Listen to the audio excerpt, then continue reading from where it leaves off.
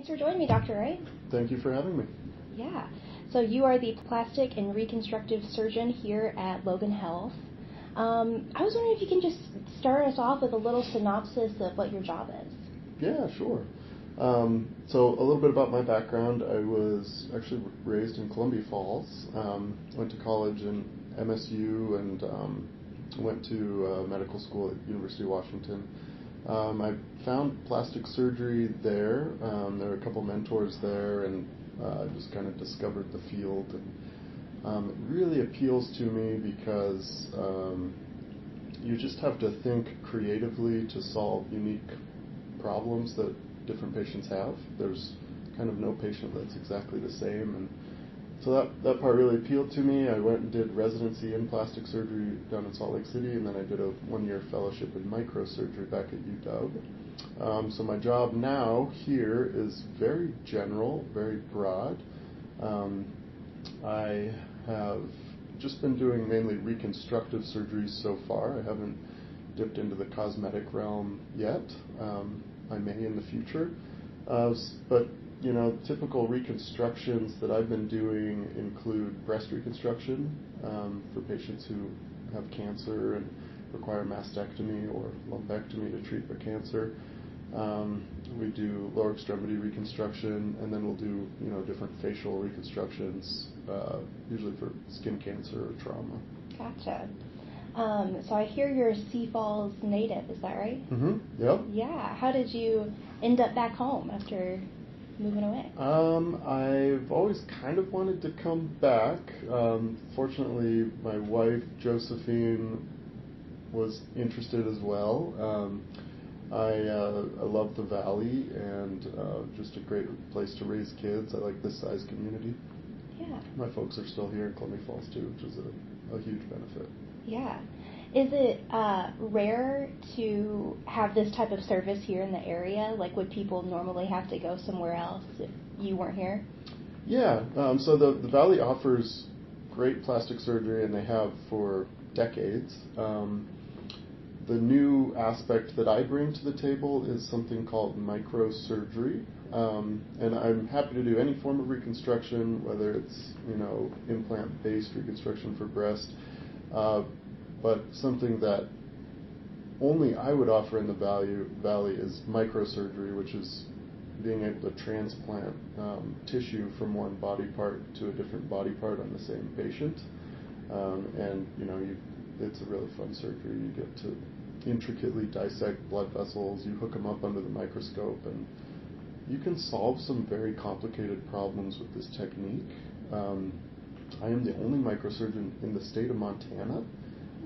They do offer this form of reconstruction in Bozeman, but they're bringing surgeons in from Texas to do it. So it's a great service to offer. And prior to me starting practice here, I think the patients that required it would go to places like Salt Lake City, Seattle, Washington. That's really interesting, the microsurgery. When you were training to be a surgeon, was that something that you had a particular interest in, or was it something that was up and coming?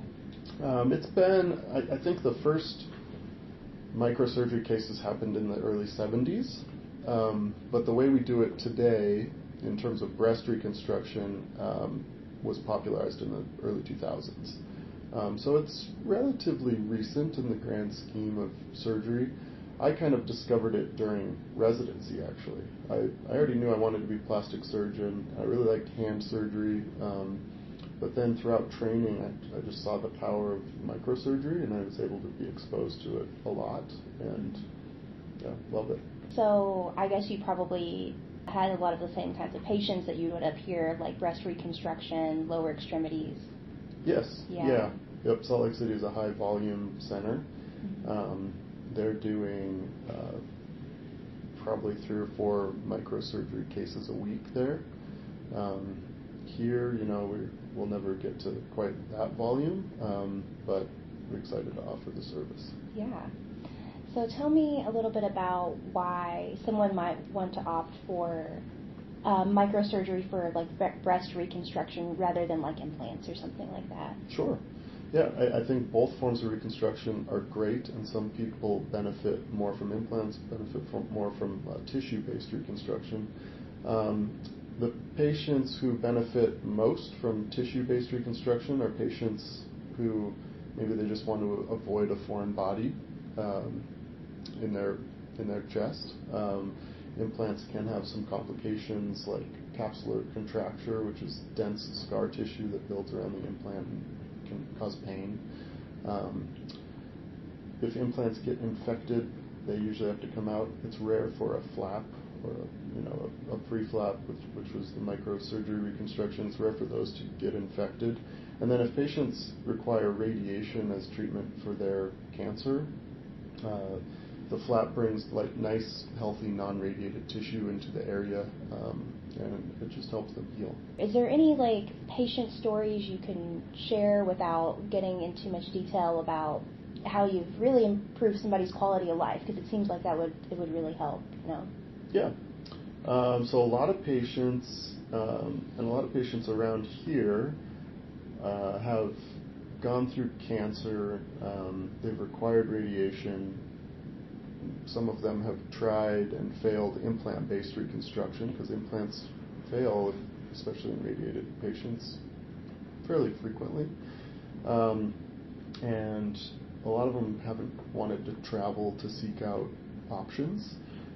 So here, we've already done a few cases in patients like this, and it's patients who have kind of learned to live flat but always wanted reconstruction. Some of them have had problems with their shoulder range of motion after radiation, and being able to offer a flap to these types of patients improves their sense of wholeness and well-being, and a lot of them find that after reconstruction they can kind of put the trauma of the cancer behind them. On the other hand, a lot of patients choose to go flat and not have reconstruction. That's 100% great also for many patients. Yeah. So it's really it's treating the trauma and the sense of well-being of patients who desire reconstruction, and they're not candidates for implants occasionally, and the free flap is a great option for those patients. Yeah, my boyfriend's mom had breast cancer, and that's what she opted to do. Oh, great. Yeah, and seems to be working out great for her. Outside of breast reconstruction and lower extremity reconstruction, what other kind of stuff do you run into? So plastic surgery, you kind of need to fill holes wherever they exist. Recently I did a case to reconstruct the top of somebody's thumb to avoid the thumb needing to be shortened.